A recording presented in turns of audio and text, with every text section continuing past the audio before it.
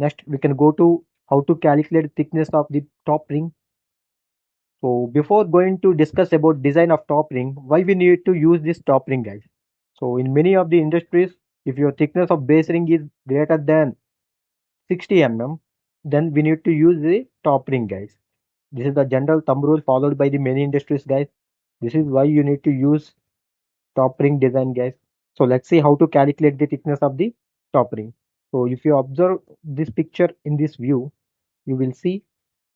So this is the side view of this picture, right? So this is your base ring and this is your top ring. So these are the gussets supporting the top ring, guys.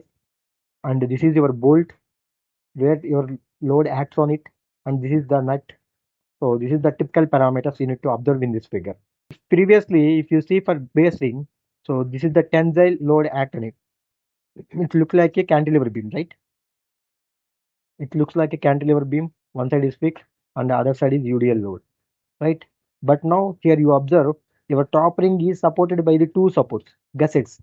So it looks like something like this, right? So it looks like a fixed beam with point load. For this type of beams, we know the moment formula.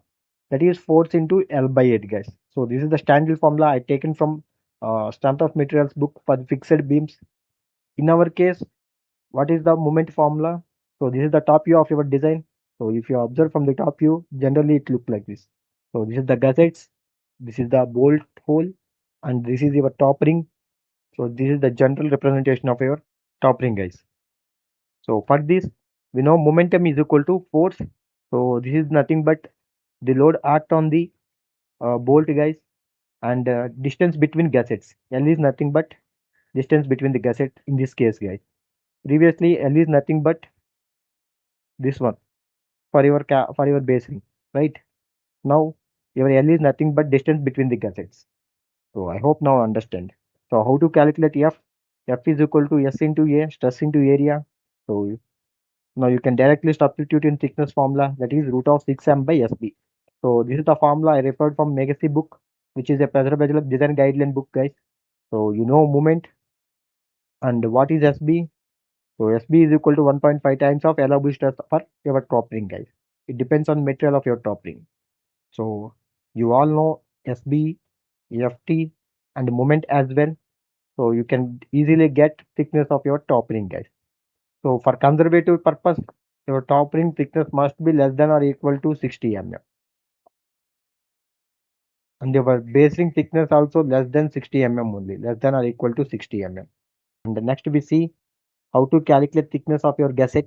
So if you refer Dennis Moss book, so this is the thickness formula given directly in Dennis Moss pressure vessel guideline book, guys. So TG is equal to P by 18,000 into LS. So here TG is the thickness of your gusset and P is the bolt load, that is SAI into AB. We know SAI is equal to allowable bolt stress and AB is equal to total area of the bolts. And now LS is nothing but outer edge of this cut to outer edge of the base. So this is the general formula you need to calculate for thickness of the gusset, guys. This is the end of this section. So if you like this content, please subscribe my channel.